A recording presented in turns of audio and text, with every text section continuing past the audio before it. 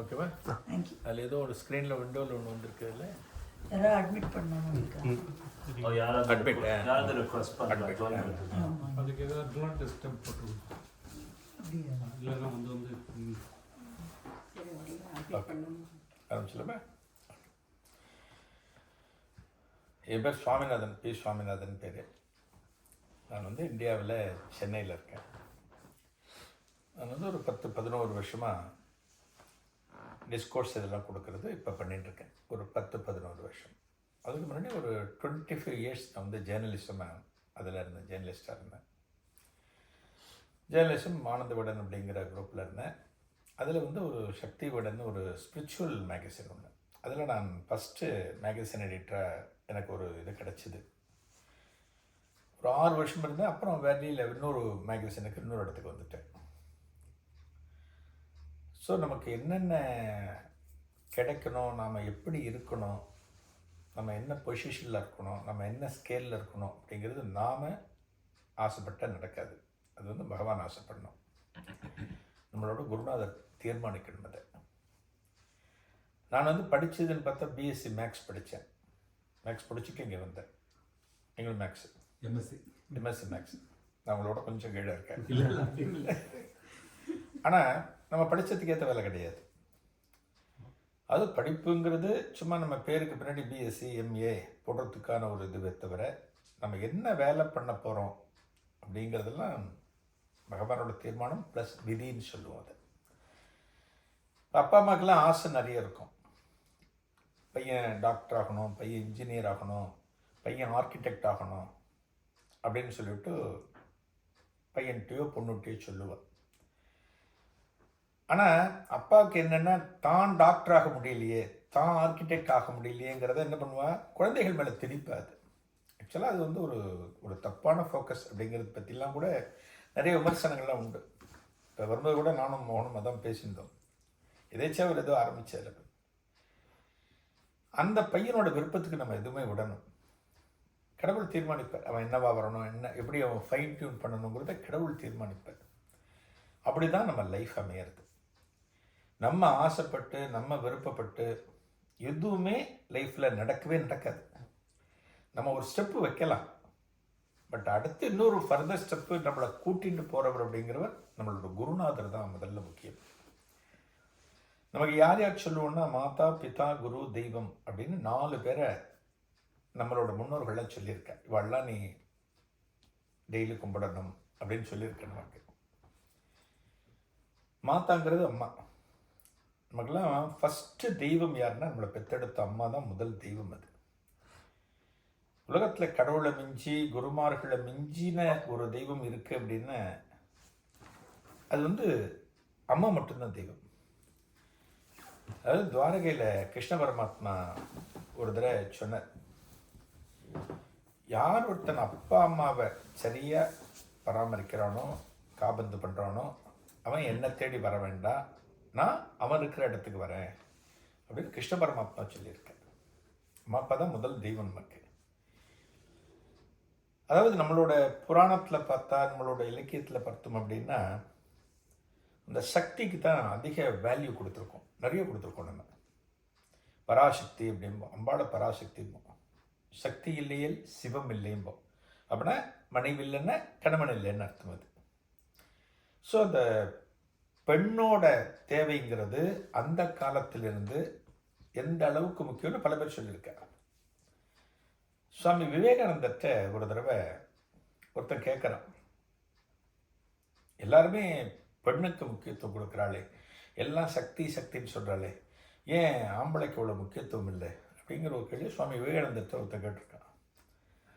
சுவாமி விவேகானந்தர் என்ன பண்ணுறார், அந்த கேட்டவன்கிட்ட ஒரு கீழே ஒரு கல் ஒன்று இருக்குது, ஒரு சின்ன கருங்கல் மாதிரி ஒன்று இருக்குது, ஒரு 1.5-1.25 கிலோ கல் இந்த வெயிட்டு. அந்த கல் எடுத்து கொடுத்து அவனோட வயிற்றில் வச்சு ஒரு துணியை வச்சு கட்டி விட்டு, நீ அது வரைக்கும் நடந்து போயிட்டு வா அப்படின்னு சுவாமி விவேகானந்தர் சொல்லுவார். அவன் போயிட்டு வரும்போது சொல்லுவான், ரொம்ப கஷ்டமாக இருக்குது சுவாமி, என்னால் நடக்க முடியல அப்படிங்கிறான். இந்த 1.25 கிலோ குழந்தையத்தான் 10 மாதம் தன்னோட வயிற்றில் வச்சுட்டு அதை சுமையாக நினைக்காம ஒரு சுகமாக நினைக்கிறா ஒரு பெண். அதனால தான் அவள் நம்ம பராசக்தி அப்படின்னு நம்ம சொல்கிறோன்னு சுவாமி விவேகானந்தர் சொல்லியிருக்கார். இந்த அம்மா அப்பா அதுக்கு அடுத்து பார்த்தோம்னா குருநாதர் தான் நமக்கு ரொம்ப முக்கியம். அந்த காலத்தில் பார்த்தோம் அப்படின்னா குருகுலம் அப்படிம்போம். இன்றைக்கி என்ன சொல்கிறோம், ஸ்கூல் சொல்கிறோம், யூனிவர்சிட்டின்னு சொல்கிறோம். இன்றைக்கி நிறைய சொல்கிறோம். படிக்கிறதுக்கு நம்மளோட டிகிரி, நம்மளோட குவாலிஃபிகேஷன் அதிகப்படுத்திக்கிறது இவ்வளோ இடங்கள் இருக்குது. அப்போ பார்த்தா குருகுலம் அப்படின்னு சொல்லுவோம். இந்த குருகுலத்தில் அன்றைக்கி என்ன சொல்லி கொடுத்தா அப்படின்னா ஃபிசிக்ஸா கெமிஸ்ட்ரியானா அதெல்லாம் கிடையாது. லைஃப் ஸ்டைல் அதை சொல்லி கொடுத்தா அன்றைக்கி. அதனால தான் நம்மளோட அப்பா, நம்மளோட தாத்தா, நம்மளோட குழு தாத்தாலாம் பெரிய அளவுக்கு ஒரு ஜமீன் மாதிரி வசதி இல்லைனாலும், ரொம்ப சாதாரணமான வசதி இல்லைன்னா கூட, ரொம்ப லோயர் லெவலில் ஃபினான்ஷியலில் இருந்தாலுமே அவள்லாம் நிம்மதியாக இருந்தாள். மனுஷன் நிம்மதியாக இருக்கிறதுக்கு என்ன வேணும் அப்படின்னா குருகுல கல்வி தான் ரொம்ப முக்கியமானது. அந்த குருகுல கல்வியெல்லாம் பாரதத்தில், இந்தியாவில் பார்த்தோம் அப்படின்னா அதெல்லாம் நிறைய கதை இருக்குது. இவாளெல்லாம் நிறைய என்ன சொல்கிறது, அந்நியர்கள்லாம் நிறைய பேர் வந்து இந்தியா இப்படியே போனால் வளர்ந்துடும் அப்படின்னு சொல்லிட்டு அதெல்லாம் எப்படிலாம் அதை சிதைக்க விடுமோ சிதைச்சு இன்றைக்கி நம்ம வேறு ஏதோ ஒரு சிஸ்டத்தில் இன்றைக்கி இருந்துருக்கோம். இன்றைக்கி இந்த குருகுல கல்வியில் தான் என்ன சொல்லுவேன்னா, ஒரு அன்புன்னா என்ன, கருணைன்னா என்ன, மனிதாபிமானம்னா என்ன, இதெல்லாம் இன்றைக்கி ஒரு காலேஜில் படித்தவனுக்குலாம் இன்றைக்கி எல்லாருக்கும் தெரியும்னு சொல்ல முடியாது. இன்றைக்கி அது எல்லாருக்கும் தெரியும்னு சொல்ல முடியாது. நம்ம எவ்வளோ தான் படித்து நாலேஜ் விருத்தி பண்ணிட்டாலும் இந்த சைடில் இருக்கக்கூடிய அந்த நல்ல குணங்கள் இல்லை அப்படின்னா அவனோட பர்சனல் வாழ்க்கை ரொம்ப பாதிக்கும், ஃப்யூச்சரில் பாதிக்கும். அதனால் அந்த குணங்கள் நமக்கு வேணும், அதை நமக்கு கொடுக்குறவர் தான் குரு. அதுக்கப்புறம் தான் தெய்வம். தெய்வத்தை பிறகு 4வது இடத்துல வச்சுருக்காங்க. ஏன்னா இந்த குருநாதர் தான் நம்மளை வந்து தெய்வத்திட்ட கொண்டு போய் ஒரு இன்ட்ரடியூஸ் பண்ணுவான். இவன் ரொம்ப நல்லவன், இவன் நல்ல குணத்தோடு இருக்கான், இவனுக்கு பாவம் நிறைய பண்ணினா கூட இந்த பிறவியில் உனக்கு முக்தியை கொடுத்து விடணும் அப்படிங்கிறத யார் ரெக்கமெண்ட் பண்ணுவோன்னா குருநாதர் மட்டும்தான் பண்ண முடியும். நீங்கள் கபாலி கோயிலுக்கு போய்ட்டு, பார்த்தசாரதி கோயிலுக்கு போய்ட்டு, எந்த கோயிலுக்கு போய்ட்டு கடவுளே எனக்கு இந்த பிறவி போகணும், எனக்கு முக்தி கொடு அப்படின்னா கொடுக்க மாட்டேன். தெய்வம் கொடுக்கவே கொடுக்காது. அதுக்கு குருநாதர் வரும். அதனால தான் குருநாதர் குரு வழிபாடு அப்படிங்கிறது நமக்கு ரொம்ப முக்கியம். அப்படி பார்த்தால மகாபிரிவா அப்படிங்கிறவர் நமக்குலாம் ஒரு ஆன்ம குரு அப்படின்னு சொல்லுவோம். குருநாதன் நம்ம சொல்லக்கூடாது. குருநாதனா டைரக்டாக குரு சிஷ்யன் அப்படிங்கிறது அவர் நம்மளை ஏற்றுண்டா மட்டும்தான் நான் அவரோட சீடன் அப்படின்னு நம்ம சொல்ல முடியும். நான் மகாபிரியோட சீடன் நம்ம சொல்கிறதுக்கு யோக்கியதே கிடையாது. ஆன்ம குரு அப்படிங்கிறது வேறு. இப்போ மனசில் நீங்கள் யாரை வேணாலும் நினைக்கலாம், ஒரு ஹீரோவை மனசில் நினச்சிக்கலாம், சொல்லலாம், அவரை சொல்லலாம், அவரோட கேரக்டர் எனக்கு ரொம்ப பிடிச்சிருக்கு அப்படின்னு நீங்கள் சொல்லலாம். அதுபோல் மகாபிரிவா வாழ்ந்த காலத்தில் ரொம்ப மிராக்கிள்ஸ் பண்ணியிருக்கார், பல பேருக்கு நல்லது பண்ணியிருக்கார், நல்ல உபதேசங்கள்லாம் கொடுத்துருக்கார். அப்படிங்கிறதுனால அவரோட வழி எனக்கு பிடிச்சிருக்கு. அதனால் அவர் நம்ம ஆன்ம குருவாக வச்சுருக்கணும் அப்படின்னு நம்ம சொல்லிக்கலாம், தாராளமாக சொல்லிக்கலாம். இப்போ ஆன்ம குருவாக ஒருத்தர் எடுத்துட்டோம் அப்படின்னா நாம் எப்படி இருக்கணும் அப்படின்னா, அவர் சொன்னதில் 100ல் 1 2வது நம்ம ஃபாலோ பண்ணணும். சும்மா நான் அவரை ஆன்ம குருவாக எடுத்துட்டுருக்கேன் அப்படின்னு சொன்னால் மட்டும் போகிற ஏதான 1 2 ஃபாலோ பண்ணணும். அவர் நமக்கு நிறைய சொல்லியிருக்கார். அவர் அந்த காலத்தில் சொன்னதெல்லாம் இந்த காலத்தில் நம்மளால் ஃபாலோ பண்ண முடியுமா அப்படின்னு சில பேர் கேட்கலாம். அப்படி எதுவும் கிடையாது. எந்த காலத்துலேயும் நினச்ச எல்லாமே பண்ணலாம். அதுக்கு என்ன ஒரே காரணம் அப்படின்னா நம்மளோட மனசு. பக்தியில் எதுக்கு ரொம்ப இம்பார்ட்டன்ஸ் கொடுக்கணும் அப்படின்னா, நம்ம பண்ணுற ரிச்சுவல்ஸ்க்கா, சுவாமிக்கு பூ வைக்கிறதுக்கா, சுவாமிக்கு விளக்கேற்றுறதுக்கா, சுவாமிக்கு நிவேதனம் பண்ணுறதுக்கா, எதுக்கு ரொம்ப முக்கியத்துவம் கொடுக்கணும்னா இது எதுவுமே கிடையாது. இந்த மனசு சுவாமிகிட்ட போகணும். இந்த மனசில் எந்த விதமான ஒரு களங்கம், மாசுன்னு சொல்லுவோம், தூசி, குப்பை, நம்ம எப்படி வச்சுருக்கோம் இன்றைக்கி நம்மளோட மனசை வந்து கிட்டத்தட்ட ஒரு பேஸ்கெட் குப்பை போடுவோம் இல்லையா, அது மாதிரி நம்ம உள்ளுக்குள்ளே இருக்குது, நமக்கு தெரியல. அது நம்ம என்ன பண்ணுவோம், யாரோ ஒருத்தனை பார்த்துட்டு அவன் என்ன பெரியம்மா அப்படின்னு நினைப்போம். அவன் நல்லவனாக தான் இருப்பான், அவனை நம்மளால் ஏற்றுக்க முடியாது. ஏன்னா அவனும் நம்மளும் ஒன்றா இருந்து அவன் நம்மளை விட வளர்ந்துருப்பான், ஓஹோன்னு வளர்ந்துருப்பான், நம்மளால் ஏற்றுக்க முடியாது. அது எது நினைக்கும், இந்த மனசு நினைக்கும். அப்போ அந்த மனசு நல்ல மனசாக கிடையாது. இந்த மனசை பக்குவப்படுத்துறது தான் பக்திக்கான முதல் ஸ்டெப். அது அதுக்கப்புறம் தான் மிச்ச ரிச்சுவல்ஸ் எல்லாமே. அதாவது அம்மா அப்பாவுக்கு நம்ம எதுவும் செய்யாமல் அவளை தவிக்க விட்டு அவளுக்கு ஒரு காசு கொடுத்து நீ சாப்பிடு, டாக்டர்கிட்ட போ, நீ ரெஸ்ட் எடு அப்படிலாம் கொடுக்காம நம்ம எத்தனை கோவில்களுக்கு, நம்ம திருப்பணிக்கோ கோசாலைக்கோ பாடசாலைக்கோ பணம் கொடுத்தாலும் நமக்கு பிரயோஜனம் கிடைக்காது. அதுபோல் குருநாதரை நம்ம மதிக்கலை, குருநாதரை நம்ம எடுத்துக்கலை அப்படின்னா நமக்கு எதுவுமே இதாகாது. மகாபிரிவாலாம் எப்படி அப்படின்னா, அவர்கிட்ட யாரும் பிரிவானுக்கு இது வேணும் அது வேணும் அப்படின்னு அந்த காலத்தில் யாருமே கேட்டது கிடையாது. மகாபிரிவா வாழ்ந்த காலத்தில் பார்த்தோம் அப்படின்னா, பெரியவாளை ஒரு ஃபிலாசபர், ஒரு மென்டார் அப்படி தான் நினச்சிட்டு எல்லாம் போவான். இப்போ நம்ம ஏதாவது ஒரு ஆற்றுல ஒரு சின்ன ஆல்ட்ரேஷன் பண்ணுறோம் அப்படின்னா, இந்த ஆல்ட்ரேஷன் யார் சம்மந்தப்பட்டது, ஆர்கிடெக்ட் சம்மந்தப்பட்டதா, ப்ளம்பிங் சம்மந்தப்பட்டதா அப்படின்னு பார்த்து, இப்போ இந்த பைப் எடுத்து அந்த பக்கம் போட்டால் ஒன்றும் பாதிப்பு வராது இல்லையா, நம்ம கேட்டுட்டு செய்வோம். அதுபோல் மகாபிரிவாட்ட என்ன பண்ணுவோன்னா, ஆற்றுல ஏதாவது ஒரு நல்ல காரியம் செய்கிறாளா, அதுவும் பிரிவாள்கிட்ட போவாள். கும்பகோணத்துக்கு பக்கத்தில் திருவையார் பக்கத்தில் திருக்காட்டுப்பள்ளின்னு ஒரு ஊர் இருக்குது.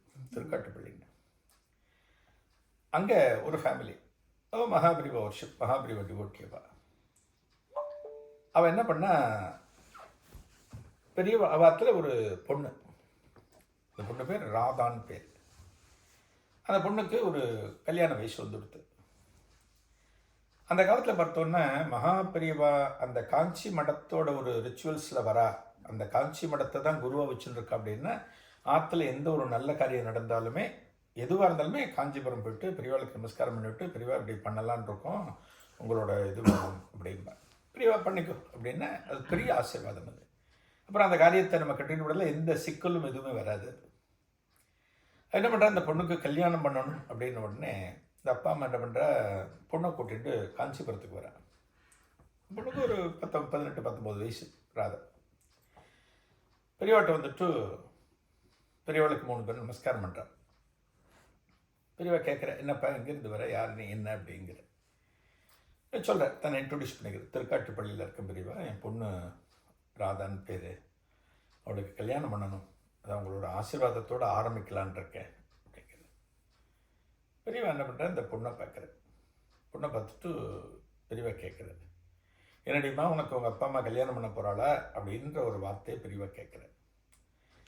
அந்த காலத்து பொண்ணுகளுக்கு இந்த கல்யாணங்கிற பேச்செடுத்தாலே உடனே தலை கீழே குடிஞ்சிடும். அது வெட்கம்னு சொல்லுவோம், நாணம்னு சொல்லுவோம். அதில் இந்த காலத்தில் யாருக்குமே கிடையாது. இந்த காலத்தில் எல்லாம் ஓப்பன் டைப், அவ்வளோதான். எல்லாம் ஃபேஸ் டு ஃபேஸ், எல்லாம் கெட்டு நம்ம பொண்ணும் பையனும் ஒரு இடத்துல பேசிப்ப, நான் அந்த ஹோட்டலில் போய் ஒரு மணி நேரம் பேசணும் அப்படிமா பையன், பொண்ணும் பேசணும். இப்போ காலம் மாறிப்போச்சு, நான் அதுவும் தப்புன்னு சொல்லவில்லை, காலம் மாறிப்போச்சு. இப்போ அப்படிலாம் கல்யாணங்கிற ஒரு வார்த்தை எடுத்தாலே இந்த பொண்ணு உடனே தலை குடிஞ்சிருவா. அவளுக்கு பதில் சொல்கிறதுக்கு ரொம்ப வெட்கப்படுறான் மகாபிரிவாட்ட. அவள் அப்பா அம்மா சொல்கிறான், ஏன்டி பெரியவா தானே கேட்குறா, சொல்லு, நம்ம தானே கேட்குறா அப்படின்னோடனே, ஆமாம் பெரியவான்னு குடிஞ்ச தலை நம்பராமல் சொல்கிறாரு.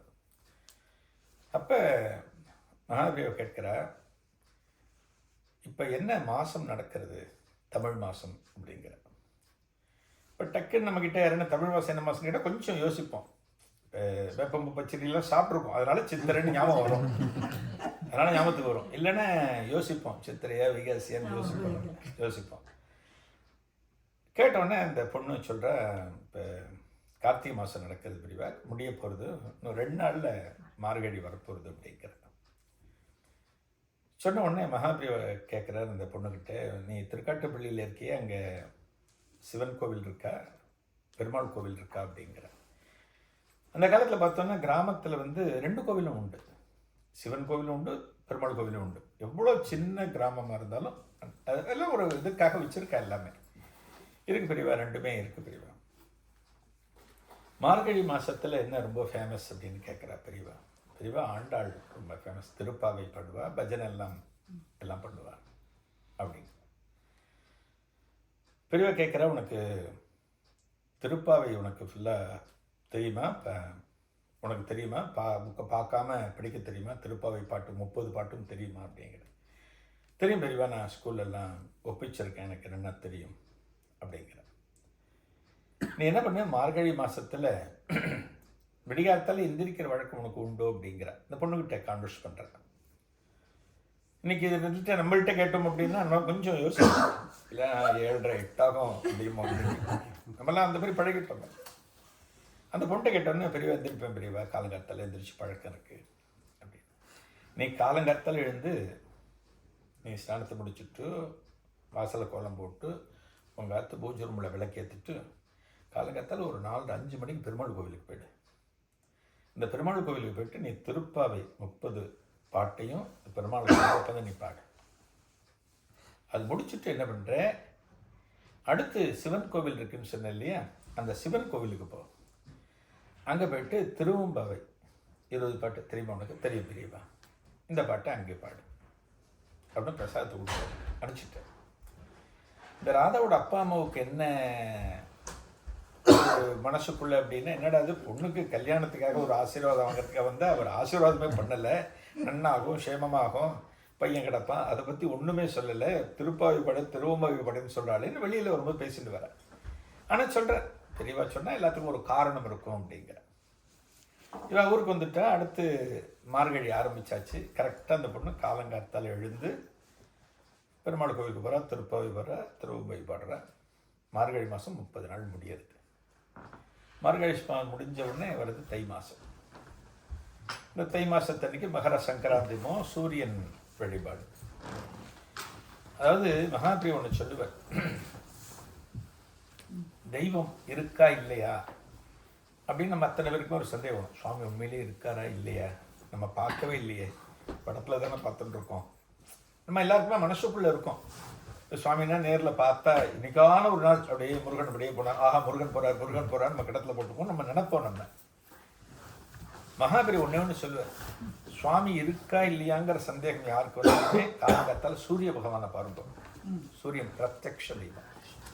அதுபோல் சாயங்காலம் ஆச்சுன்னா சந்திரனை பாருங்க, பிரத்யக்ஷ தெய்வம், நம்ம கண்ணுக்கு நேர தெரிய தெய்வம் அப்படின்பார். ஆக அதனால தான் சூரிய நமஸ்காரம்னு உண்டு. இந்த திரிகால சந்தியாவந்தனம் பண்ணும்போது சூரியனுக்கு தான் பிரதானமான வழிபாடு அந்த காலத்தில் வச்சுருக்கார். ஒரு சிவன் கோவிலுக்கு போனேன்னா சூரிய பகவானுக்கு இங்கே ஒரு சன்னிதி இருக்கும், அந்த பக்கம் சித்தர பகவானுக்கு சன்னிதி இருக்கும். நவகிரகம்னு எல்லாத்தையும் ஒன்றா வச்சுருப்பார். ஆனால் சூரியனுக்கும் சந்திரனுக்கும் தனியாக சன்னிதி வச்சுருப்பார். ஏன்னா அவெல்லாம் லிவிங் காட், கண்ணுக்கு நேராக பார்க்குற கடவுள் அப்படிங்கிறதுனால. அது அந்த மகர சங்கராந்தி அன்னைக்கு நம்ம கிராமத்தில் எல்லா கிராமத்துலேருந்து தான் வந்திருக்கோம். நம்ம சூரியனுக்கு வழிபாடு பண்ணியிருப்போம். இந்த கரும்பு எல்லாம் வச்சு எல்லாம் பண்ணி முடிச்சு சூரியனுக்கு பகவானுக்கு சுவாமி நைவேத்தியம் பண்ணிவிட்டு அப்புறம் நம்ம சாப்பிடுவோம். அன்னைக்கு இது போல் ஆற்றுல வாத்தில் சூரியனுக்கு எல்லாம் முடிச்சுட்டு சக்கரை பொங்கல்லாம் சாப்பிட்டு முடிச்சுட்டு உட்காந்துருக்கேன் மத்தியானம். இந்த காலம் வந்தால் டிவியில் நிகழ்ச்சியெல்லாம் நிறைய போட ஆரம்பிச்சிடுவேன். எல்லாம் அதில் உட்காந்துருவோம். இன்றைக்கி வழிபாடு குறைஞ்சிடும். டிவியில் ஆரம்பிச்சிடுவோம், சீக்கிரம் ஆரம்பிச்சிடுவோம், அது உட்காரணும், இன்றைக்கி அந்த படம் போடுறான் புது படம் போடுறான்னு உட்காந்துருவோம். அந்த காலத்தில் ஒன்றுமே கிடையாது. நமக்கு வந்து என்டர்டெயின்மெண்ட் அப்படிங்கிறது இல்லாத போது எது என்டர்டெயின்மெண்ட்டாக இருந்ததுன்னா நம்மளோட ஃபேமிலி மட்டும்தான் என்டர்டெயின்மெண்ட்டாக இருந்தது. அக்கா, தங்க, அண்ணா, அப்பா, தாத்தா, பக்கத்து வீட்டுக்காரா, ஈத்து வீட்டுக்காரா, இதுதான் நமக்கு என்டர்டெயின்மெண்ட்டு. ஒரு காலத்தில் தூர்தர்ஷனுங்கிற ஒரே ஒரு சேனல் இருந்தப்போ நம்ம அதுக்கு முன்னாடி தான் உட்காந்துட்டு இருப்போம். அதில் ஒளியும் மொழியும் எப்போ போடுவான், வாரத்தில் ஒரு நாள் சினிமா படம் போடுவான். அது என்ன பாடாவதி படமாக இருந்தாலும் அந்த படத்தை கண் கொட்டாமல் உட்காந்து பார்ப்போம். இன்றைக்கி பாருங்க அப்படி கிடையாது. நீ கண்ணாபண்ணான்னு வந்துடுது. எதுவுமே லைஃப்பில் அபரிமிதமாக போச்சு அப்படின்னா அந்த சுகம் போயிடும். எதுவுமே அது பாசமாக இருந்தாலும் பணமாக இருந்தாலும் மனுஷாலாக இருந்தாலும் அபரிமிதமாக போச்சுன்னா அதில் இருக்கிற லைஃப் அது நமக்கு குறைஞ்சிடும். அதனால தான் சொல்கிறோம் எல்லாம் அளவாக இருக்கணும்டா அப்படிமோ. எல்லாமே லைஃப்பில் அளவாக இருக்கணும். பாசத்தை நம்ம ஓவராக யார் மேலேயும் கொட்டக்கூடாது, லிமிட்டாக இருக்கணும். டக்குன்னு வந்துடணும். நம்ம குழந்தைகள்னா எப்பவும் குழந்தைகளை பிடிச்சி கட்டி பிடிச்சின்னு என்ன பிடிக்கணும்டா குழந்தை, ஜாக்கிரதை போகணும், ரோட்டில் பண்ணக்கூடாது, ஜாக்கிரதைப்பா, நம்ம அடுத்த வேலைக்கு போயிடணும், அப்படி தான் இருக்கணும் எல்லாமே. இங்கே பார்த்தோம் அப்படின்னா இந்த சங்கராந்தி அன்னைக்கு அவள் சாப்பிட்டு முடிச்சுட்டு உட்காந்துருக்கா. பார்த்து கதவை யாரோ தட்டுறா. மத்தியானம் கிராமம், திருக்கட்டு பிள்ளைங்களாம் கிராமம். அவர் போய் கதவை திறக்கிறார். மாமா போய் திறக்கிறார். யாரோ ஒரு ஹஸ்பண்ட் ஒய்ஃப் நிற்கிறார். அவரை பார்த்ததில்லை, அந்த ஊரில் இல்லை. அந்த ஊரில் இருக்கிறவானா சக்கரை பொங்கல் ஏதோ கொஞ்சம் நிறைய பண்ணி எடுத்து கொஞ்சம் மிஞ்சி எடுத்தா பக்கத்தில் வந்து கொடுப்பா, நாங்கள் பொண்ணு வந்தாங்கோ அப்படின்பா. அந்த மாதிரி ஆள் இல்லை. அந்த ஊரில் இருக்கிறவா இல்லை, யாரோ புதுசாக இருக்கா. பார்த்து நிற்கிற போது மாமா உள்ளே வரலாமா அப்படிங்கிற. வாங்க உள்ளே வாங்க, உள்ளே கூட்டின்னு வர்ற. ராதாவோட அப்பா அம்மா பார்க்குறா, யாருன்னு தெரியலையே, உட்காந்து வைக்கிறா. ஆற்றுல ஒரு சேரில் உட்காந்து வைக்கிறா. அந்த பொண்ணும் உள்ளே இருக்கா. யார் நீங்கள், உங்களை நான் பார்த்ததில்லையே, யார் நீங்கன்னு கேட்குறேன். இல்லை நான் பக்கத்து ஊர்னா அவள் ஊர் பேர் சொல்லிவிட்டு, உங்கள் இடத்துல கல்யாணத்துக்கு ஒரு பொண்ணு இருக்குன்னு தகவல்கள் கிடச்சிது. எனக்கு ஒரு பையன் இருக்கான், இந்த பையனை கல்யாணத்துக்கு பார்த்துட்டுருக்கோம். உங்கள் இடத்துல பொண்ணை பற்றி விசாரித்தோம், ரொம்ப நல்ல குடும்பம் அப்படின்னு தெரிஞ்சுது. சம்மந்தம் பேசிக்கலாமா, ஜாதகம் பார்க்கலாமா அப்படிங்கிறதுக்காக இன்றைக்கி நல்ல நாளாக இருக்க, தை பிறந்திருக்கு இன்றைக்கி, அதுக்காக வந்தேன் அப்படிங்கிற. ரொம்ப சந்தோஷம், தாராளமாக பண்ணிக்கலாம். உங்கள் பையன் என்ன பண்ணுறாங்கிற, பையன் என்ன பண்ணுறான்னு சொல்கிறேன். உங்கள் பொண்ணோட ஜாதகம் இருக்கான்னு கேட்குற வந்தவர். ஜாதகம் கொடுக்குற, அவருக்கு ஜாதகம் பார்க்க தெரியும், பையனோட அப்பாவுக்கு. அவரே மேட்ச் எல்லாம் பார்க்குற. நல்லா புரிந்திருக்கு, என் பையனோட ஜாதகத்தோட பொண்ணு ஜாதகம் புரிந்திருக்கு. இருந்தாலும் பையன் ஜாதகம் உங்கள்கிட்ட கொடுக்குறேன், நீங்களும் யார்ட்டேன்னு பாருங்க, நல்லா புரிந்து வந்தால் கல்யாணத்தை பண்ணலாம் அப்படிங்கிற. ஒரு 2 நாள் 3 நாள் போகிறது. இவரும் ஜாதகத்தை பார்க்குறார், மேட்ச் ஆகுது. 2 பேரும் கல்யாணம் பண்ணலான்னு பேசி தீர்மானிக்கிறார். அப்போ தான் அவருக்கு தெரியறது, மகாபிரிவட்டை போனோம், மகாபிரிவட்டை என் பொண்ணுக்கு கல்யாணம் ஆகணும்னு சொன்னோம். பெருமாள் கோவிலுக்கு போய் திருப்பாவை பாடு, சிவன் கோவிலுக்கு போய் திருவம்பை பாடுன்னு சொன்னது இதுக்காகத்தான் போல இருக்குது அப்படின்னு அவள் சந்தோஷத்தில் இந்த நல்ல தகவலை நம்ம பெரியவாட்ட போய் சொல்லிட்டு வரணும். பொண்ணுக்கு நிச்சயமாகிற ஸ்டேஜுக்கு வந்தாச்சு, பெரியவா கல்யாணம் ஆக போகிறது, எல்லாம் தீர்மானம் பண்ணிட்டேன். 2 பையன் பொண்ணு எல்லாம் பார்த்து எல்லாம் முடிஞ்சு போச்சு, எல்லாம் முடிஞ்சு போச்சு. அப்படி என்ன பண்ணுறா, திரும்ப புறப்பட்டு காஞ்சிபுரத்துக்கு வர. பெரியவாட்ட நமஸ்காரம் பண்ணோடனே அவர் பொண்ணோட அப்பா சொல்கிற, பெரியவா உங்கள் அனுகிரகத்தில் அவளுக்கு தீர்மானமாச்சு பெரியவா அப்படிங்கிற.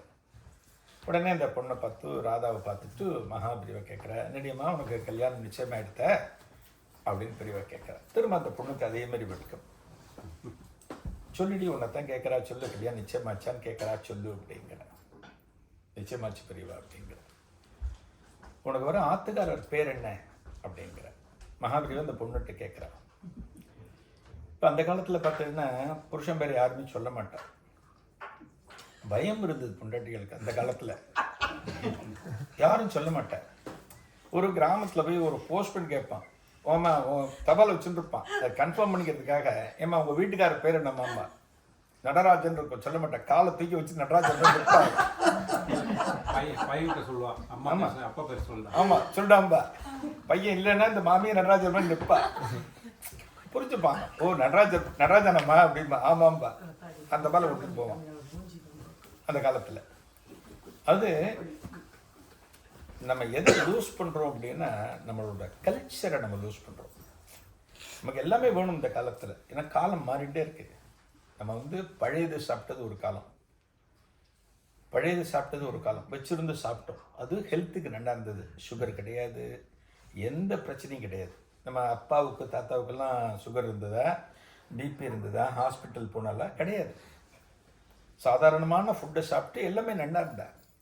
இன்றைக்கி நம்ம வேணாம் அதெல்லாம் விட்டுட்டு நம்ம கல்ச்சர்லாம் மாற்றிட்டு காலங்கரத்தில் சப்பாத்தி தோசைலாம் சாப்பிட்றோம். ஆனால் அமெரிக்காவில் என்ன பண்ணுறான், அந்த பழையதை பாக்கெட்டில் அடைச்சி விற்கிறான்.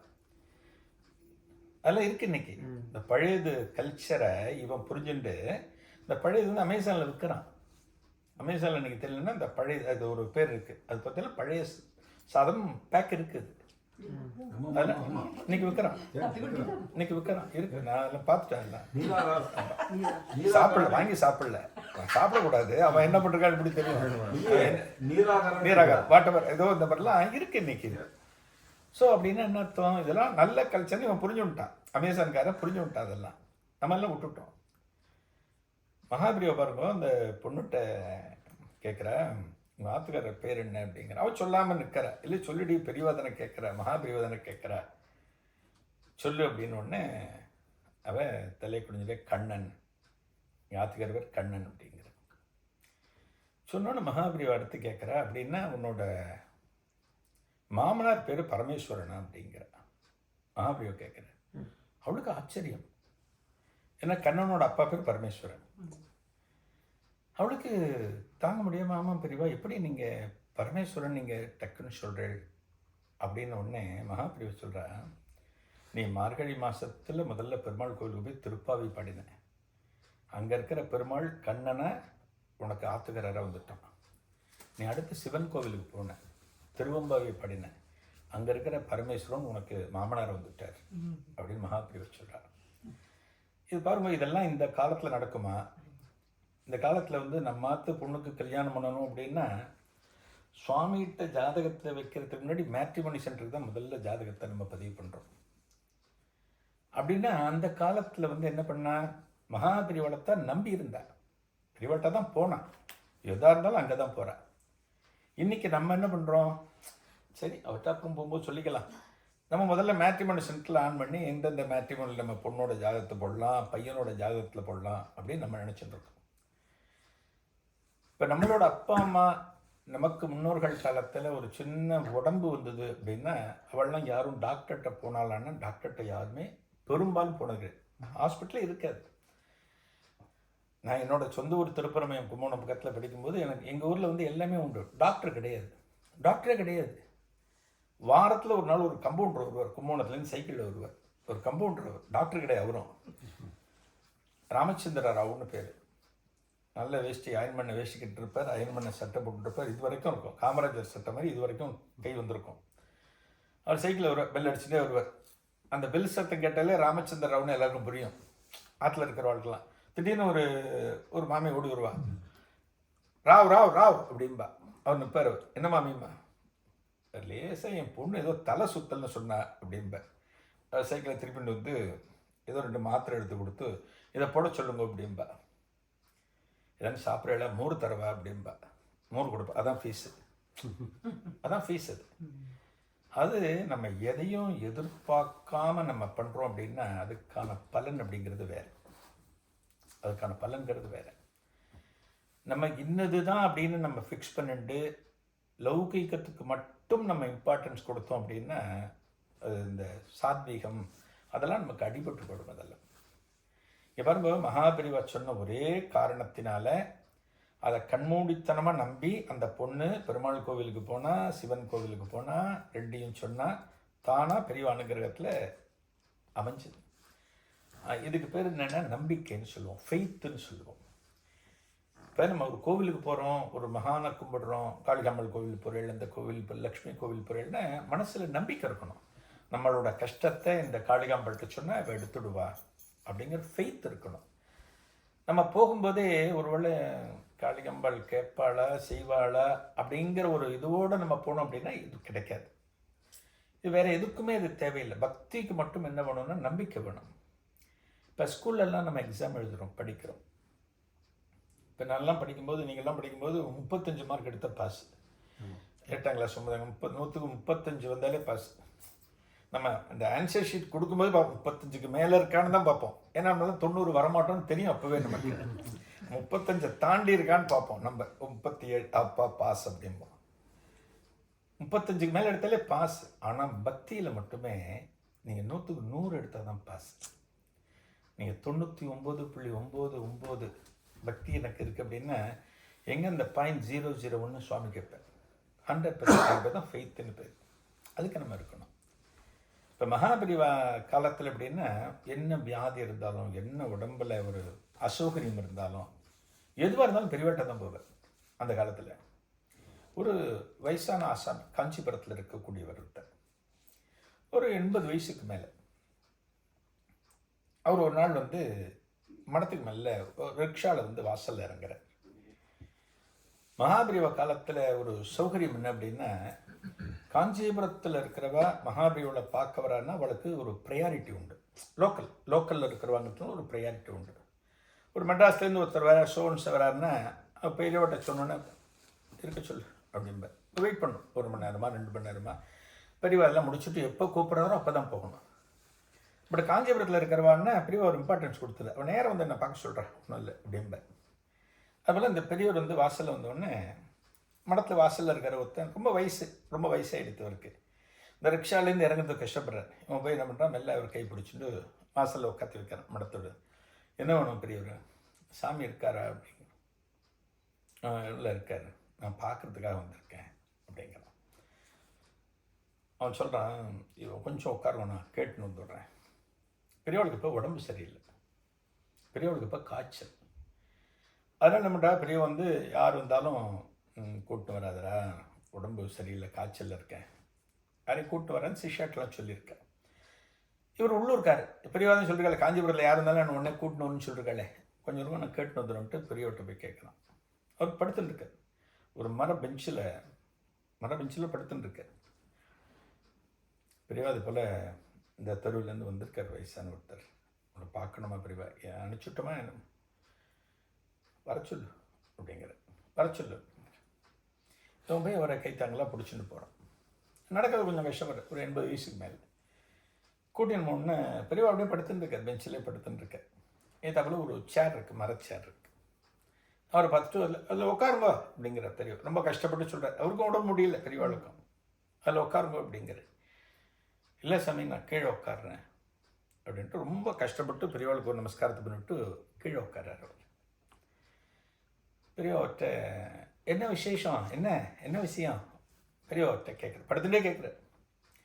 சரி, உடம்பு ஒத்துழைக்க மாட்டேங்குது சாமி, ஹார்ட்டில் ஏதோ பிரச்சனை இருக்குன்றாங்க, கை கால வலி இருக்குன்றாங்க, எதுவுமே வேலை செய்யலை சாமி, அப்பப்போ சுருண்டு உட்காந்து. 80 வயசுக்கு மேலே இப்படி தானே இருக்கோம். நம்ம 40 வயசுல இப்போ இப்படி இருக்கோம், நம்ம இப்படி இருக்கோம். அந்த காலத்தை பாருங்க, அதெல்லாம் 70 80க்கு மேலே தான் வந்தது. அப்பெல்லாம் சொன்ன உடனே பெரியவா எல்லாத்தையும் காதல் வாங்கிட்டு நிறைய பட்டியல் போடுறார். பார்த்தா உடம்புல எல்லா பாட்டுமே பிரச்சனையாக இருக்குன்றதை பெரியவா புரிஞ்சுக்கிறார். அவரை உட்கார சொல்லிட்டு உட்காந்துருக்கார். சரி, நான் ஒரே ஒரு கதை சொல்கிறேன், கேட்குறியா நீ அப்படிங்கிற அவர்கிட்ட. பொதுவாக கதைனாலே எல்லாருக்குமே ஆர்வம் இருக்கும். அதுவும் பெரியவா சொல்கிறார் அப்படிங்கும்போது அந்த வயசானவரும் கேட்குறேன் சாமி அப்படிங்கிறார். ஒரு கிராமம் இருந்தது. இந்த கிராமத்தில் ஒரு அம்மன் கோவில் இருந்தது. இந்த கோவிலில் ஒரு பூசாரி அவன் தான் டெய்லி போய் கோவிலை திறந்து எல்லாம் அபிஷேகம் பண்ணுறது, அலங்காரம் பண்ணுறது எல்லாம் பண்ணிட்டு வருவான். இந்த பூசாரி வீட்டுக்கு பக்கத்தில் ஒரு போலீஸ்காரன், பக்கத்தில் டவுனில் போலீஸ் வேலையில் இருந்தான். அவனும் அங்கே தான் இருந்தான். இவன் 2 பேருமே ரொம்ப ஃப்ரெண்ட்ஸு. இந்த பூசாரியும் போலீஸ்காரனும் ஃப்ரெண்ட்ஸு. இந்த காலத்தில் கிடையாது இப்படி. இந்த காலத்தில் ஒரு குறுக்கோளும் போலீஸ்காரன் ஃப்ரெண்டு இல்லை, இந்த காலத்தில் கிடையாது, நம்ம ஊரில் கிடையவே கிடையாது. அவர் 2 பேரும் ஃப்ரெண்ட்ஸு.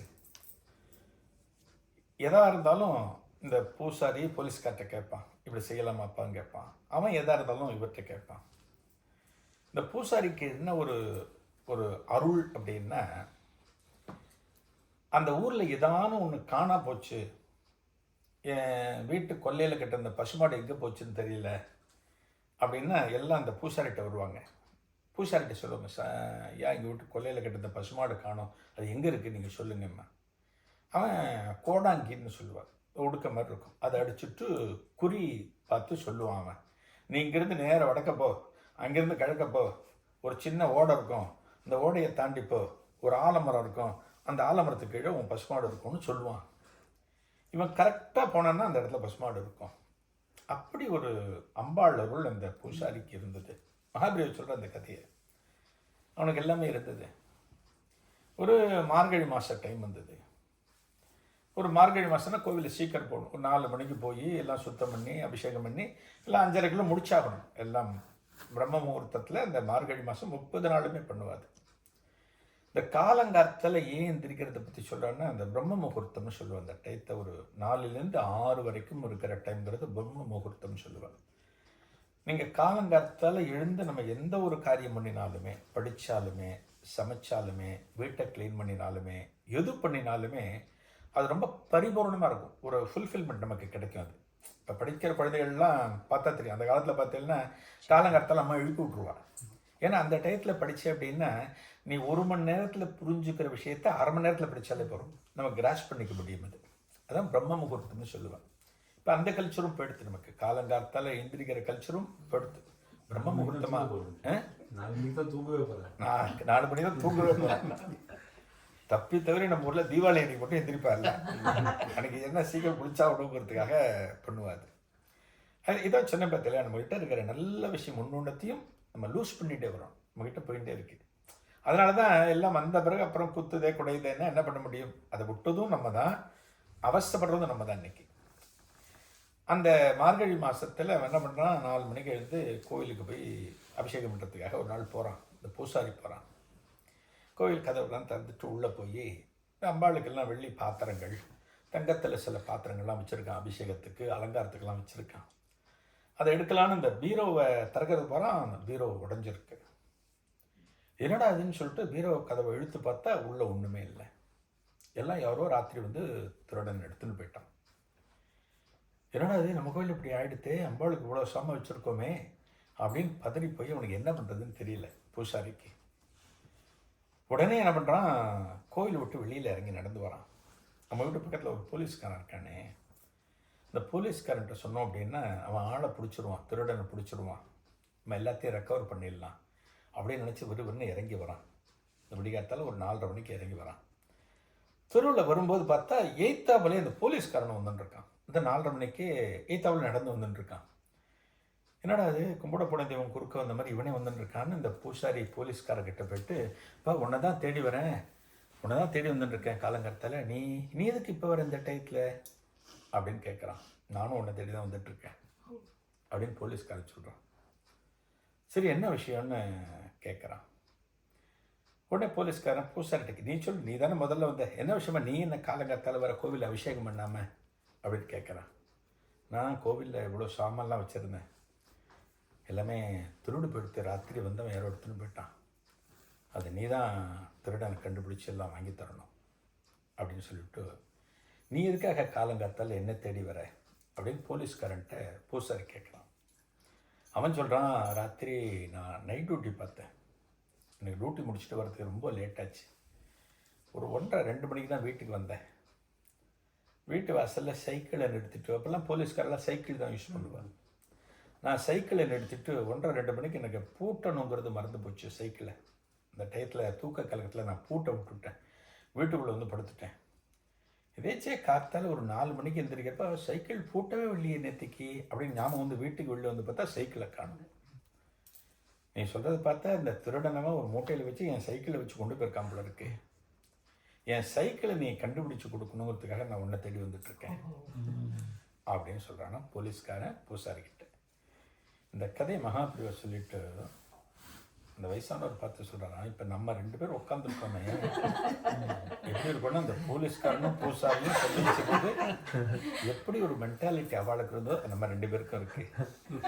நானே ஒரு வாரமாக படுத்துன்னு இருக்கேன், மகாபிரிவா சொல்கிறேன், நானே ஒரு வாரமாக படுத்துன்னு இருக்கேன், ஏதோ இங்கே இருக்கிறவங்க ஏதோ கஷாயத்தை கொடுக்குறான், ஏதோ ஒன்று கொடுக்குறான், சாப்பிடும்போது பெரியவா சரியாயிடும்னு கொடுக்குறான், நான் அதை சாப்பிட்டுன்னு இருக்கேன். நீ என்னடான வந்து எனக்கு ரொம்ப நாளாக உடம்பு சரியில்லை, அதை படுத்துறது இதை படுத்துறதுன்னு சொல்கிறேன் அப்படின்னு பெரியவா சொன்னோடனே இந்த வயசானவர் எல்லாத்தையும் மறந்து சிரிக்க ஆரம்பிக்கிறார். அதன் பிறகு பெரியவா என்ன பண்ணுறாரா, அவரை கூப்பிட்டு அவருக்கு பிரசாதம் கொடுத்து பெரியவா அனுப்புகிறாராம். பெரியவாட்ட இல்லாத குணங்களே கிடையாது. அதாவது நம்ம சமீப காலத்தில் எத்தனையோ பேரை நம்ம பார்த்துருந்தாலுமே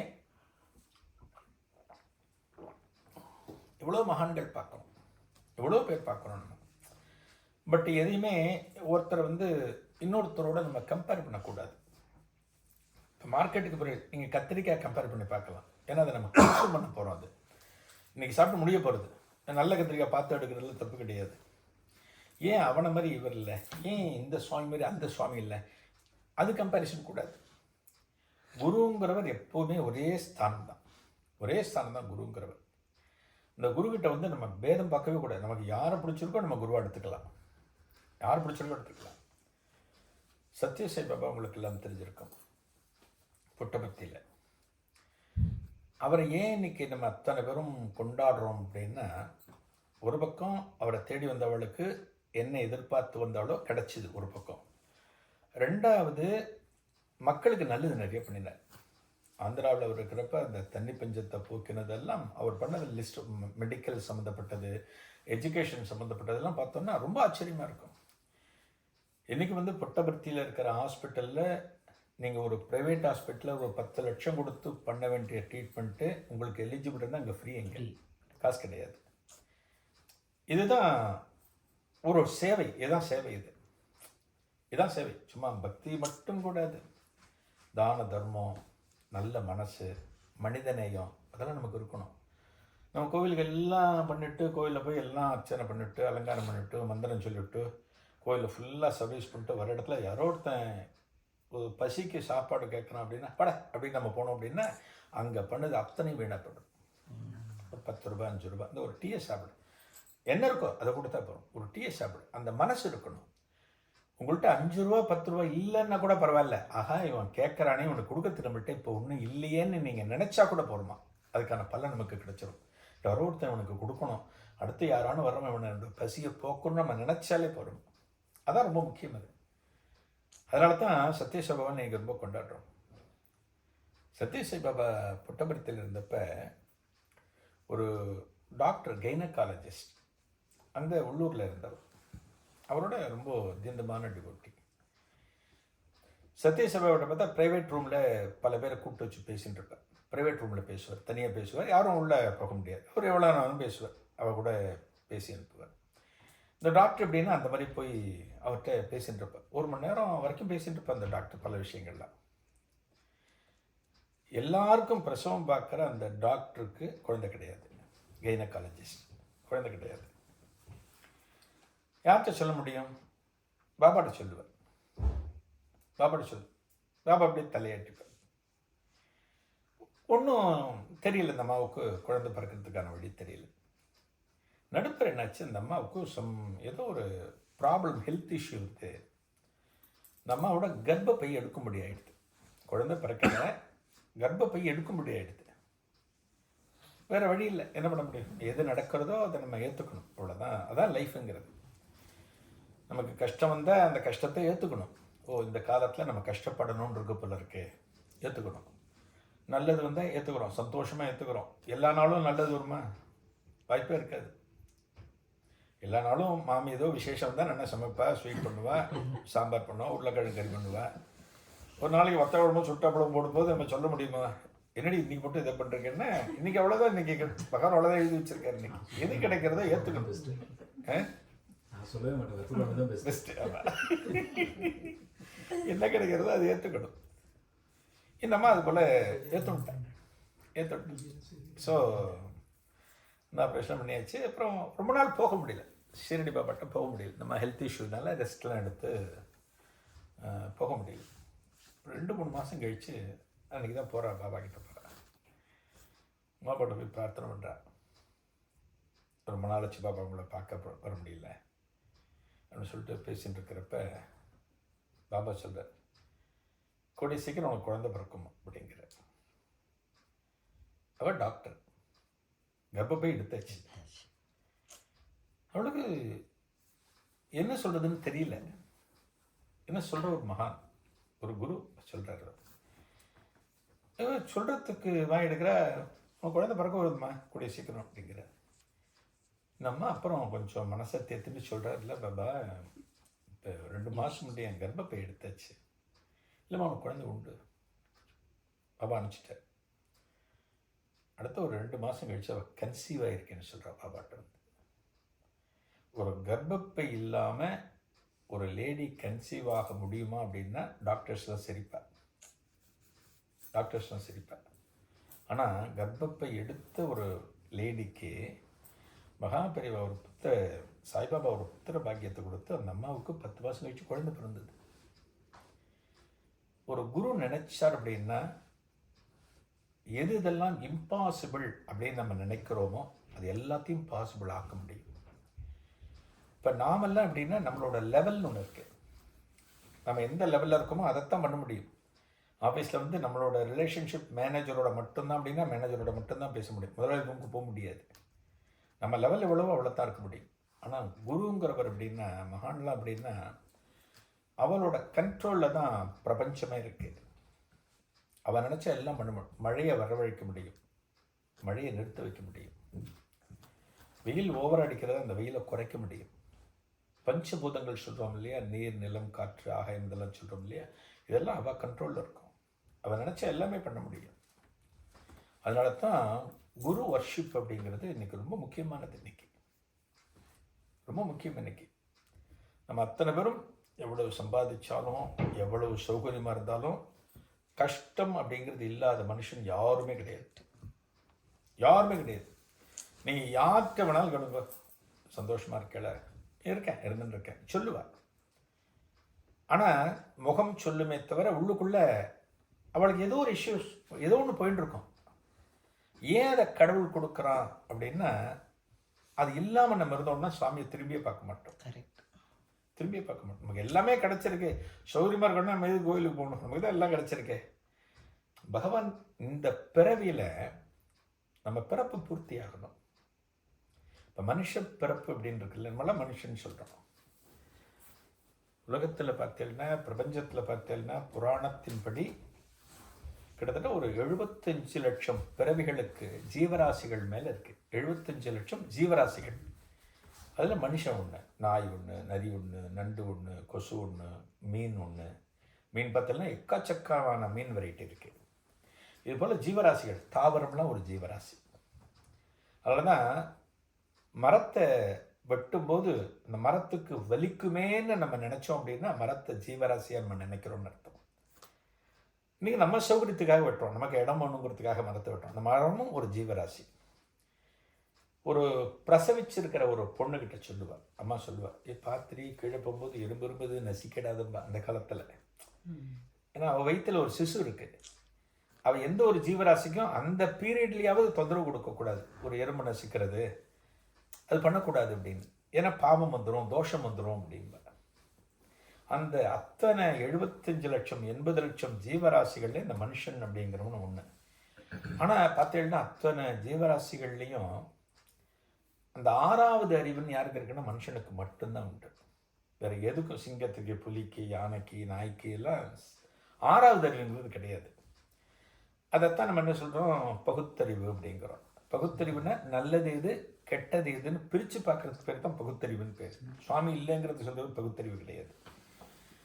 இது நல்ல விஷயம். ஒரு கோவிலுக்கு போகிறோம், கோவிலுக்கு போனோடனே சுவாமிக்கு ஒரு ஆரத்தி காமிச்சிருக்கேன், நம்ம இங்கே ஃபோனை வச்சுட்டு சொல்லுமா வந்துடுவேன் அப்படின்னு பேசுகிறது நமக்கு தெரியும். இந்த இடத்துல பண்ணக்கூடாதுன்னு தெரியும் கோவிலில். அதை மீறி நம்ம பண்ண மாட்டோம். கொஞ்சம் கோவிலில் இருக்கேன் நான் வந்துடுறேன், டக்குன்னு ஆஃப் பண்ணி வச்சுருவோம். அதே கோவிலுக்குள்ளே ஒரு நாய் போயின்னு இருக்கும், எதாச்சும் உள்ள நுழைஞ்சிருக்கும், அது ஓரமாக போய் உச்சாடிச்சுட்டு போகும். நாய்க்கு தெரியாது, அதான் பகுத்தறிவு இல்லை அதுக்கு. அந்த இடத்துல அது எப்படி வேணால் அசிங்கம் பண்ணிட்டு போகும். அது மனுஷனுக்கு பகுத்தறிவு இருக்குது. இதை வச்சுட்டு நம்ம என்ன பண்ணணும், ஆஹா நமக்கு மனுஷப்பிறவி கிடைச்சிருக்கு. இந்த மனுஷப்பிறவி ஏன் கிடைச்சிது நமக்கு? இதுக்கு முன்னாடி நம்ம எத்தனை பிறவிகளை தாண்டி வந்தோம்னா பல்லாயிரக்கணக்கான பிறவிகள், பல லட்சக்கணக்கான பிறவிகள் இருக்குன்னு சாஸ்திரம் சொல்லுது. நம்மளாம் நினச்சிட்டு இருப்போம், ஏதோ ஒரு 8வது பிறவி 9வது பிறவி நம்ம நினச்சிட்டு இருப்போம். கிடையவே கிடையாது.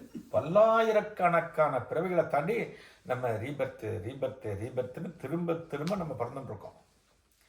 அப்படி பிறக்கும்போது என்ன சொல்லுவான், புருஷன் பொண்டாட்டி சொல்லுவான், அடுத்த பிறகு நீ ஏன் எனக்கு பொண்டாட்டியாக வர முடியும் அப்படிமா. என்ன சொல்கிறான், எதுக்கு சொல்கிறான் அப்படின்னா இந்த பிறவியில் கொஞ்சம் நல்லபடியாக போகணுமே, காலம் தள்ளணுமே அப்படிங்கிறதுக்காக சொல்லக்கூடிய வார்த்தைகள் அது. ஆனால் அடுத்த பிறவி புருஷன் எப்படி போவான், பொண்டாட்டி எங்கே போவா யாருக்கும் தெரியாது. யாருக்கும் தெரியாது, நம்ம யாருக்குமே தெரியாது. போன பிறவியில் நம்ம என்னவா இருந்தோம் தெரியுமா, சொல்ல முடியாது. நமக்கு தெரியாது.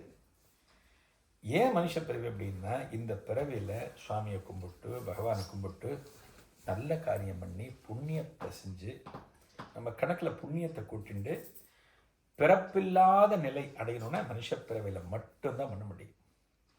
அதுக்காக தான் நமக்கு மனுஷ பிறவி கிடைச்சிருக்கு. அதனால தான் நம்ம குருவை கும்பிடணும், சுவாமியை கும்பிடணும். இதெல்லாம் பண்ணினோம் அப்படின்னா நமக்கு தெரிஞ்ச நல்லது, நமக்கு தெரிஞ்ச சின்ன சின்ன விஷயங்கள் நம்ம பண்ணினோம் அப்படின்னா நம்ம கணக்கில் புண்ணியம் சேர்ந்து நமக்கு பிறவி முடிஞ்சு போயிடும். பிறவி முடிஞ்சு போச்சு அப்படின்னா அடுத்து பகவான் தான் அல்டிமேட்டாக, பகவானுடைய திருவடிகள். அதான் நமக்கு நிரந்தரம். நம்ம ஊரில் போக இல்லையா, ஒருத்தர் இறந்து போயிட்டார் அப்படின்னா உத்தரகிரிய பத்திரிக்கைன்னு போடுவார். இந்த பத்திரிகை பேர் ஒன்று மேலே போடுவார், கருப்பு ஸ்டிப்பில் போடுவார். போட்டு இன்னார் கைலாய பதவி அடைந்து விட்டார், இன்னார் வைகுந்த பதவி அடைந்து விட்டார்னு போடுறோம். நமக்கு தெரியாது, செத்து போன கைலாசுக்கு போயிட்டாலும் நமக்கு தெரியாது. இல்லை அடுத்த எங்கேயாவது பிறப்படுத்துட்டானா, அவன் பண்ண பாவத்துக்கு பிறந்துட்டானா நமக்கு தெரியாது. ஆனாலும் போடுறோம். நம்ம எதுக்கு, அவன் கைலாசத்துக்கு போயிருக்கணும், இவன் வைகுந்தம் போயிருக்கணும்னு நம்பி நம்ம போடுறோம்.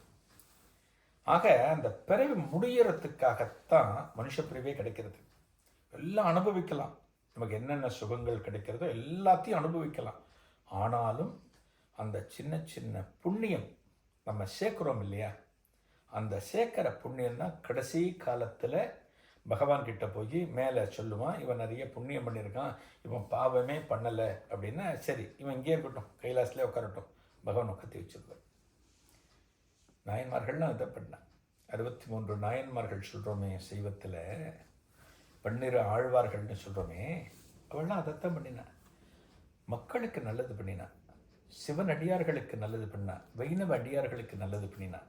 இதெல்லாம் பண்ணினதுனால பகவான் திருவடிகளே நிரந்தரம்னு இருந்த காரணத்தினால அவளுக்கெல்லாம் எங்கே இடம் கிடைச்சது, கைலாசத்தில் இடம் கிடைச்சது, வைகுந்தத்தில் இடம் கிடைச்சது. வள்ளம் அடுத்து யாரும் பிறப்பெடுக்க மாட்டார். பகவானை சரணாகதி அடையும். இந்த பிறப்போட நோக்கம் என்னென்னா சரணாகதி. அதான் சரண்டர்னு சொல்லுவோம், டோட்டல் சரண்டர்னு சொல்லுவோம். அது வரணும், அந்த எண்ணம் நமக்கு வரணும். சரணாகதி அப்படின்னா என்ன அர்த்தம் அப்படின்னா காலை பிடிச்சிக்கிறதுக்கு பேர் சரணாகதின்னு பேர். சரணாகதின்னு பேர். இப்போ இதில் ராமாயணத்தில் பார்த்தேன் அப்படின்னா அந்த ராமபிரானுடைய திருவடிகளை பிடிச்சின்ற காரணத்தினால தான் அத்தனை பேருக்கும் ஒரு சரணாகதி கிடைச்சது, காலை பிடிச்சிக்கிறதுக்கு. ஒரு குழந்தை இருக்கான்னா, ஒரு குழந்தை ஒரு 8 மாதம் 9 மாதம் அப்படின்னா அந்த குழந்தை எதாக இருந்தாலும் எங்கே வந்து பிடிச்சிக்கும், அம்மாவோட காலை பிடிச்சிக்கும். அப்படியே தவிழ்ந்து வந்து அம்மாவோட காலத்தை பிடிக்கும். அண்ணாந்து பார்க்காது, காலை பிடிச்சுட்டு தான் அப்புறம் அண்ணாந்து பார்க்கும். அந்த குழந்தைக்கு யார், அம்மா தான் முக்கியம். அம்மாவை பிடிச்சா எல்லாம் நடக்கும். இந்த காலை பிடிச்சாச்சுன்னா நமக்கு பசியாக பால் கிடைக்கும், நமக்கு பசியாக சாப்பாடு கிடைக்கும், நமக்கு தூக்கம் வருதா ஒரு துளியில் போடுவா. அந்த குழந்தைக்கு தெரியும் அம்மாவை தான் பிடிக்கணும்னு சொல்லிவிட்டு. அதே போல் நம்ம யாரை சரணாகதி அப்படின்னா பெரியவாளை பிடிச்சிக்கணும். அவர் பிடிச்சிக்கணும், மானசீகமாக பிடிச்சிக்கணும். பிடிச்சிட்டு பெரியவா நீங்கள் தான் எனக்கு எல்லாமே, எனக்கு அம்மா மாதிரி, அம்மா ஸ்தானத்தில் இருக்கு அப்படின்னு நம்ம பிடிச்சினோம் அப்படின்னா சரணாகதிங்கிறது நமக்கு கிடைக்கும். அது பிடிச்சிக்கிறது தான் அந்த முக்திக்கான ஒரு கடைசி படி. அது கிருபானந்த வாரியார்னு தெரிந்தார், நீங்கள்லாம் கேள்விப்பட்டு, பெரிய முருக பக்தர். அவர் எங்கே ஊர் போனாலுமே அவர் இது வச்சுருப்பார், பூஜை பெட்டிலாம் வச்சுருப்பார், எல்லாம் விக்கிரகம் எல்லாம் வச்சுருப்பார். எங்கே போனாலும் பூஜை பண்ணுவார். 1 மணி நேரம் பூஜை பண்ணுவார், 1.5-2 மணி நேரம் ஆகும். அவர் இந்த சரணாகதி பற்றி நிறைய பேசியிருக்கார். முருகனை சரணாகதி அடையணும், முருகப்பெருமான் திருவடிகளை பிடிச்சிக்கணும், அதுதான் உனக்கு நல்லது அப்படிம்பார். இப்போ அவர் சொல்லுவார், ஒரு விளக்கம் சொல்லுவார். முருகப்பெருமான சரணாகதி அடையணும் அப்படின்னா முருகன் பெருமான் 6 முகம் இருக்கு. 6 முகம் இருக்கு. 6 முகம் இருக்கிற முருகனுக்கு எத்தனை கை இருக்கு? 12 கை இருக்கு. கோயிலில் நம்ம பார்த்துருக்கோம். 12 கையில் 12 ஆயுதங்கள். இந்த கையில் 6 ஆயுதங்கள் இருக்கும், இந்த கையில் ஆயுதங்கள்லாம் இருக்கும். 6 முகம் இருக்கிறவனுக்கு, 12 கை இருக்கிறவனுக்கு எத்தனை கால் இருக்கணும்? லாஜிக்கலா எத்தனை கால் இருக்கணும்? 12 கால் இருக்கணும். ஆனால் எத்தனை கால் இருக்கு? 2 கால் இருக்கு. இடிக்கிறது இல்லையா, லாஜிக் எடுக்கிறது இல்லையா? அவர் விளக்கம் சொல்லுவார், கிருபானந்த வரைய விளக்கம் சொல்லுவார். ஏன் 6 முகம் இருக்கிறவனுக்கு 12 கை இருக்கிறவனுக்கு 2 கால் இருக்கு அப்படின்னா, யாரான ஒரு பக்தன் முருகனை விட்ட வேற வழியே இல்லை, முருகா உன்னை பிடிச்சிக்கிறேன்னு ஓடி போகிற போது 12 கால் இருந்தால் எந்த 2 காலை பிடிக்கிறதுன்னு கன்ஃபியூஸ் ஆகும். 12 கால், ஐயோ இந்த 2 கால் பிடிச்சா சரணாகதி கொடுப்பியா, இதை பிடிக்கணுமா அதை பிடிக்கணுமா யோசிப்பான். அதனால தான் அந்த முருகப்பெருமான் என்ன பண்ணுறான், என்னை ஈஸியாக நீ வா, ஈஸியாக என்னை சரணாகதி இட, என் காலை பிடிச்சிக்கோன்னு 6 முகம் இருந்தாலும் 12 கை இருந்தாலும் 2 கால் தான் முருகனுக்குன்னு ஒரு விளக்கம் கொடுப்பேன். அதாவது பகவான் நமக்கு என்ன பண்ணுறாருன்னா, பகவான் எந்த காலத்திலும், பகவானோ குருநாதரோ எந்த காலத்திலும் நம்மளை கஷ்டப்படுத்தவே மாட்டேன்.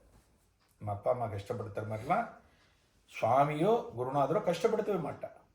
அவள்லாம் நமக்கு நல்லது நினைக்கிறவ.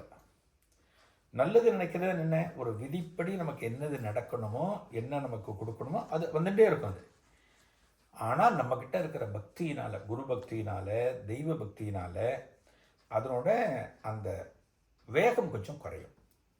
இப்போ விதிப்படி நடக்கிறதுன்னு சொல்கிறோம் இல்லையா, இன்றைக்கி ஏதோ என்ன தலையெழுத்து தெரியல, போனேன் கீழே விழுந்துட்டேன், இன்னைக்கு காலில் ஒரே அடி அப்படிங்கிறோம். டாக்டர்கிட்ட போவா, அவர் பார்த்துட்டு ஃப்ராக்சர் இல்லை, ஒன்றும் பயப்படாதீங்க அப்படின்னு. அதுதான் குருநாதருடைய அனுக்கிரகம். ஒரு ஃப்ராக்சர் வரைக்கும் போகாமல் விதிப்படி நீ கீழே விழணும், சரி லேசாக உனக்கு வந்து ஒரு இது மட்டும் கொடுத்துட்டு விட்டுடுறேன், டாக்டர்கிட்ட ஃப்ராக்சர்லாம் வராது அப்படிங்கிறது தான் குருநாதருடைய அருள். நமக்கு கிடைக்க வேண்டியது கிடைக்கும், ஆக்சிடெண்ட் ஆகணும்னா ஆகணும், ஆனால் அதுலேருந்து நம்ம மீண்டு வரோம், பெருசாக ஒன்றும் ஆகலை அப்படின்னா நம்மளோட குருநாதர் நம்மளை காப்பாற்றியிருக்காருன்னு அர்த்தம். அதுதான் நமக்கு அந்த பக்தி, அந்த ஃபோர்ஸ் நம்மக்கிட்ட இருக்கணும். நம்ம எது எதுக்கோ நேரத்தை செலவு பண்ணுறோம், ஆனால் பக்திக்கான நேரம் யாரான்னு சொல்லியிருக்காள, நீங்கள் 1 மணி நேரம் சொன்னால் தான் மாமி உங்களுக்கு பலன் கிடைக்கும், யாருன்னு சொல்லியிருக்க கிடையாது. ஒரு செகண்ட், இப்போ ஒரு வினாடி பெரியவளுக்கு முன்னாடி ஒரு 2-3 செகண்ட் உட்காந்து கண்ணை மூடின்னு அவர் மனசில் அடித்து நீங்கள் போயிடலாம், முடிஞ்சு போச்சு, அவ்வளோதான். இவ்வளோ நேரம் வேணும், இவ்வளோ பண்ணணும், எதுவுமே கிடையாது. ரொம்ப சுலபமாக நமக்கு எல்லாமே கொடுத்துருக்கு. நம்மளோட மதமும் சரி, நம்மளோட புராணமும் சரி, நமது முன்னோர்களும் சரி, எல்லாம் நமக்கு சுலபமாக கொடுத்துருக்கா. ஆனால் நம்ம அதை விட்டுட்டு ஐசோலேட் ஆகி தனியாக போனோம் அப்படின்னா ரொம்ப கஷ்டம். அதுக்காக தான் சுவாமியும் பிடிச்சிக்கணும், பகவானையும் நம்ம கையில் வச்சுக்கணும். வச்சுட்டு இந்த வாழ்க்கைக்கு நான் கடைசி வரைக்கும் நான் என்னென்ன செய்கிறேனோ, நல்லது செய்கிறேனோ, நான் செய்கிற முடிஞ்ச வரைக்கும் செய்கிறேன். இந்த பிறப்பை மட்டும் நீ பூர்த்தி பண்ணி கொடுப்பா அப்படின்னு நம்ம பிரார்த்தனை பண்ணணும். குருநாதர் தான் நமக்கு முக்தியை கொடுக்கக்கூடியவர். மகாபிரிவங்க அத்தனை பேருக்கும் எல்லாருக்கும் நல்லது பண்ணணும். தேசத்தில் இருக்கிற அத்தனை பேருக்கும், லோகத்தில் இருக்கிற அத்தனை பேருக்கும் பெரியவா நல்லது பண்ணணும் பிரார்த்தனை பண்ணிட்டு அத்தனை பேருக்கும் நன்றியை தெரிவிச்சு விடைபெறுகிறேன். நன்றி, நமஸ்காரம்.